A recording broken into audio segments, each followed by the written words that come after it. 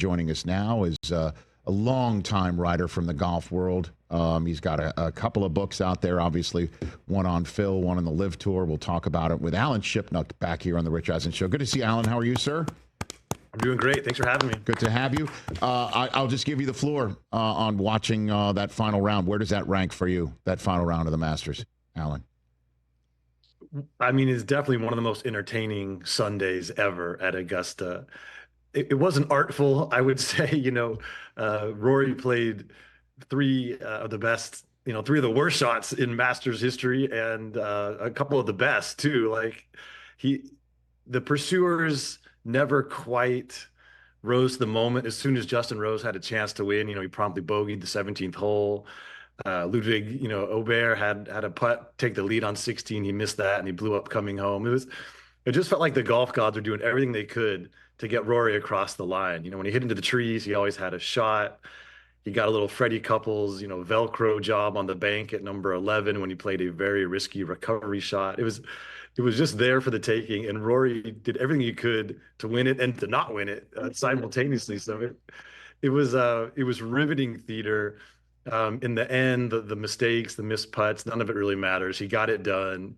He joined the Pantheon, and that catharsis on the 18th green is going to live forever. I mean, that was just the pure emotion of sport, and it was an insight into this burden that Rory has carried for so long. And he always downplayed, as he had to in his public comments, but that's where we could really see the weight of it when it was finally released. And so, it was an all-time memorable Masters Sunday, and a great champion, and really an unforgettable piece of theater. So I guess a very simple question, because we just saw how a sport that guys and women can make look so easy be so difficult. So what is it about Rory McIlroy, I guess is the question, where we just watched his entire career's arc in 19 holes of golf on Sunday, Alan? Well, he's such an appealing champion because he's so open and he lets you in, like Tiger Woods's, inner self is a well-guarded fortress. We'll never really know who Tiger is or what makes him tick. You could say the same about Ben Hogan, Nick Faldo, a lot of great champions through the years in golf. Angel Cabrera, who, Rory mentioned, even Tom Watson. These guys are a certain personality type. They don't let you in. They have that 1,000-yard stare. And so you appreciate their mastery of the game, but you don't feel a tremendous emotional connection to them.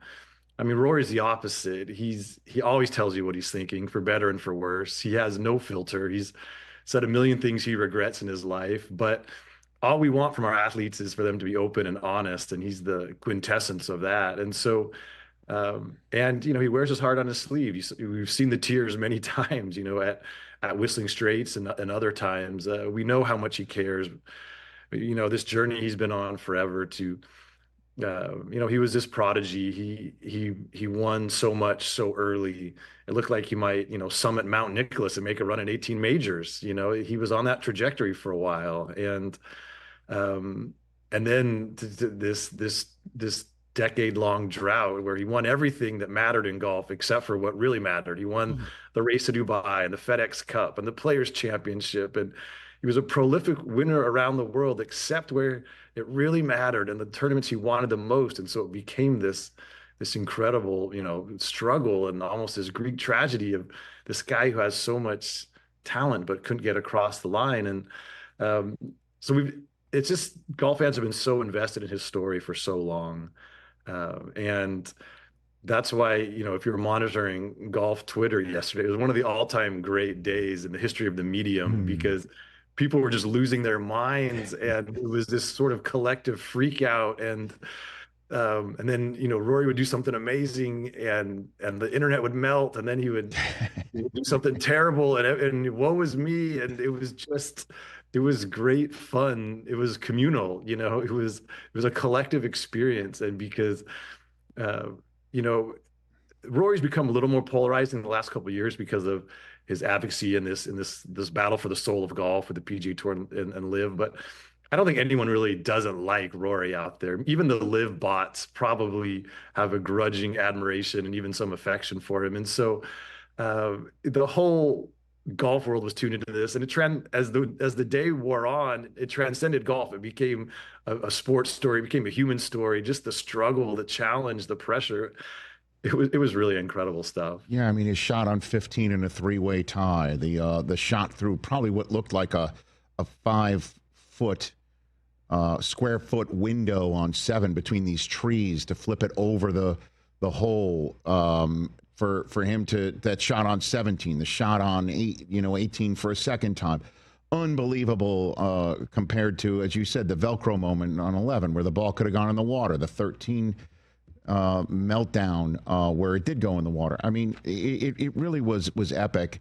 Now, for you saying that, Rory's open and lets everybody in, one person who might push back on that, Alan, is Bryson DeChambeau, who we're talking about today. Not as much about him having an opportunity to win the green jacket and then shooting a 75, which I'm sure he's pulling his hair out about right now. But him basically saying, Rory didn't talk to me. I think we might have that soundbite teed up. This is the soundbite everybody is talking about on this Monday. Did you speak to him in there? How's he doing? Do you know? No idea. Didn't talk to me once all day. What was the atmosphere like at everything? Electric. I loved it, but he was just like, just being focused, I guess. So it's not me, though. Did you try and initiate conversation with Rory at all? He wouldn't talk to me. What do you make of this, Alan? I'm playing the world's tiniest violin for Bryson's tender feelings. I mean, this was cutthroat competition. What does he want? Small talk? I mean, talk about his next YouTube video. I mean, come on. I thought that was so lame for Bryson to cry about that. Like, Rory's out there in the most important moment of his life. He doesn't care about Bryson. He doesn't care about Bryson's feelings. He's trying to win the golf tournament. I mean, that was a weird little revealing moment. I just don't know what Bryson was expecting. I mean, I remember walking with Norman and Faldo in '96, and they didn't even look at each other until the very final green. And these moments and Roy had said, he said it on Saturday night in his press conference. He wanted to be in his own little world. He wanted to be in his cocoon.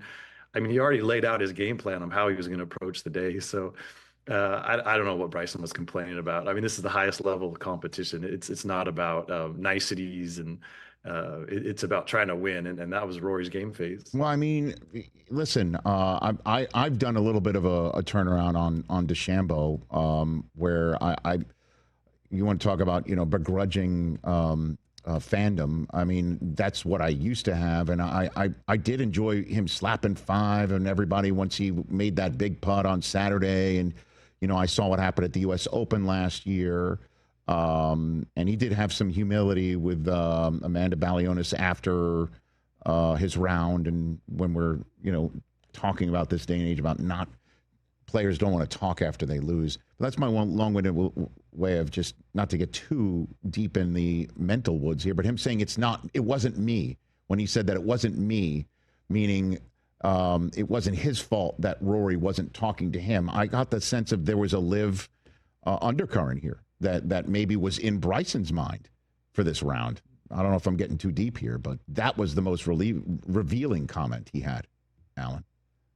Yeah, I mean, I like Bryson. I've always liked Bryson. I did a huge story on him in 2015 for Sports Illustrated. He's still an amateur. And I've sort of had access to his people this whole way, and I think he's great for golf.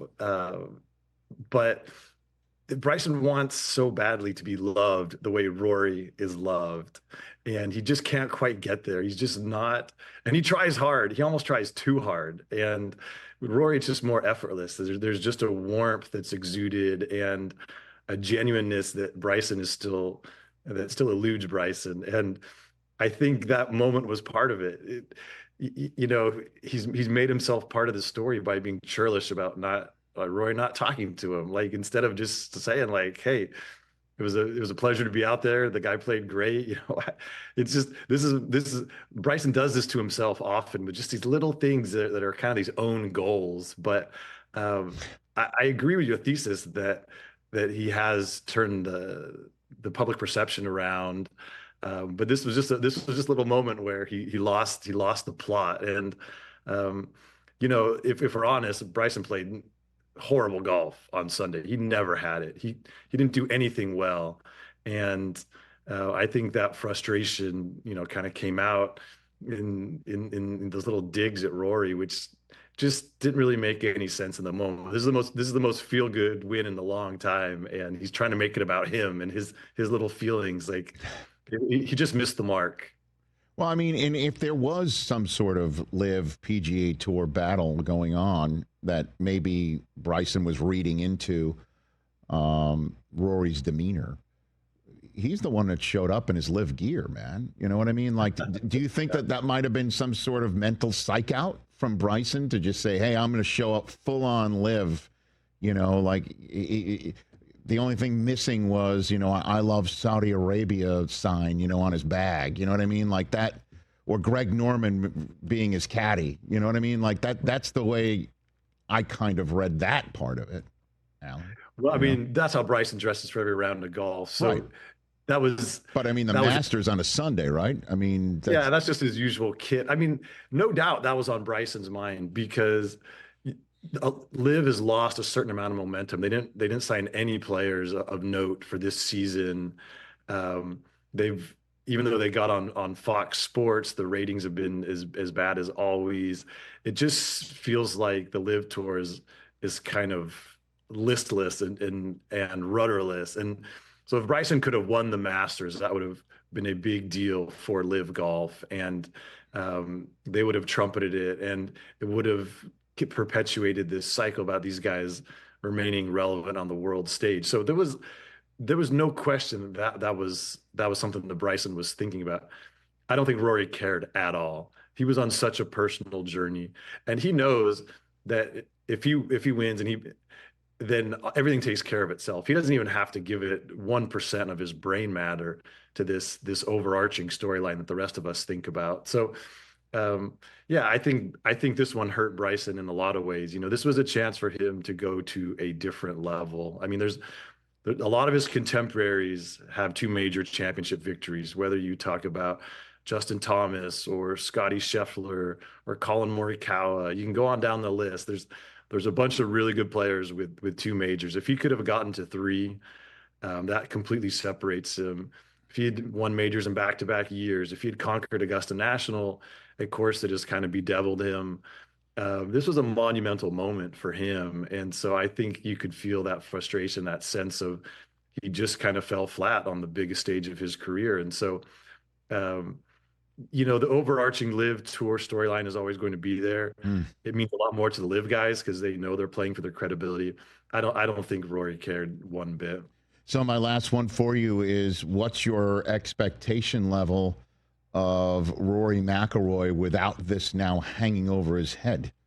What do you expect from him, Alan? Well, we could be looking at something epic here, because when you look at the 3 best courses that the tour has visited so far this year, it's Pebble Beach, Sawgrass, Augusta National. Rory's conquered all of them, and they're very different kinds of challenges. He is playing by far the best golf of his career. Next month, the PGA Championship goes to Quail Hollow, where he's won 4 times and had some career performances there. Then you go to Oakmont for the U.S. Open, which is really the ultimate national championship venue. It's just so macho. It's so hard. If he's halfway to the Grand Slam when he rolls up to Oakmont, I mean, who knows? And then, of course, the Open Championship is at Royal Portrush in Northern Ireland, where Rory hails from. The crowd will be on his side. It's, as always, but it's a special place. He shot 61 there when he was 16, set the course record that still stands. That was really the performance that made Rory McIlroy. It put his name on the lips of everyone in the world of golf. It propelled him into hhis career. He has a special affection for that golf course, even though he famously didn't play well in 2019 because he got in his own way. You got to take it one step at a time. But if Rory can take care of business at Quail Hollow, this summer is really turbocharged, and it could be a great ride for all of us. So me asking you what the possible expectations for Rory McIlroy now that he has completed the career Grand Slam? And your answer is he can actually have a Grand Slam in one single calendar year. So no expectations at all, Alan. Did I read that correctly? You don't have any expectations? You laid it out like it's possible here, point by point. Right. You also look at the other top players in the world have not really been performing this year. You know, Scotty hasn't won. Morikawa has been there and lost a few leads. Justin Thomas is in the abyss. Jordan Spieth is playing a little better, but you know, he's won twice in 7 years. You know, you go on down the list, there's not a lot of top players who are really playing their best. It's just that was the storyline coming to this Masters, was that this is the moment for Rory. He delivered. So now can he carry that forward? I mean, clearly his game travels. You know, he won at Pebble Beach this year. I was there and I asked him about it, and he said, I'm finally a complete player. You know, I can play in any conditions.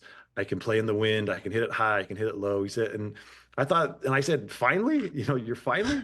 He said, yeah, it's been a process, but he's worked diligently on a lot of aspects of his game. And you saw, you know, things obviously on the 13th hole, it didn't happen, but Rory's wedge play and his short iron play for basically 3.5 rounds at Augusta was the best it's ever been. And he was a guy who only had a fastball, right? Now he has a curveball, a slider, a changeup, a split finger. Like, he's added so much to his repertoire. And of course, he still has the firepower. So he is a threat. He's always been a threat anytime he teed it up. But now with this huge burden lifted, with this confidence, with this, you know, he died a few deaths out there on Sunday and he still prevailed. Like, nothing will ever shake Rory McIlroy on a golf course again. There is no situation that's too big for him. He will never feel the kind of pressure he felt yesterday. And so, yeah, it's tantalizing to think what he can do from here. Alan, really appreciate the 2 cents. Thank you, sir. We'll chat again real soon. Certainly, if you've just crystal balled it. Thanks again. All right. Thanks for having me. You got it. Everybody check out Alan Shipnuck, Instagram, Twitter, and so much more right here on The Rich Eisen Show. No expectations at all. Yeah, it's wild to go 11 years without winning a major and then be like, no, he's going to win multiple this year. Yeah. Right. Well, I mean, you just laid out where it's going to be and how he is. It's all set up. Catch The Rich Eisen Show live weekdays from 12 to 3 p.m. Eastern on Roku Sports Channel in the U.S.